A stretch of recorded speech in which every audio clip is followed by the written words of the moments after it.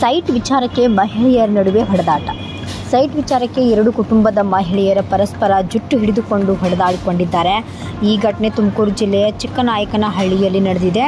December 6ರಂದು ಮಾತಿಗೆ ಮಾತು ಬೆಳೆದು ಎರಡು ಕುಟುಂಬಗಳ ನಡುವೆ ಮಾರಾಮಾರಿ ನಡೆದಿದೆ. ಇನ್ನು ಈ ಘಟನೆಗೆ ಸಂಬಂಧಪಟ್ಟಂತೆ ಮೀನಾಕ್ಷಮ್ಮ, ವಿಶಾಲಮ್ಮ ಮೇಲೆ ಚಿಕ್ಕನಾಯಕನಹಳ್ಳಿ ಪೊಲೀಸ್ ಠಾಣೆಯಲ್ಲಿ ದೂರು ದಾಖಲಾಗಿದೆ. ವರದಿಗಾರರು ಹೋಟೆಲ್ Bhajantri, UK first news, Tumakuru.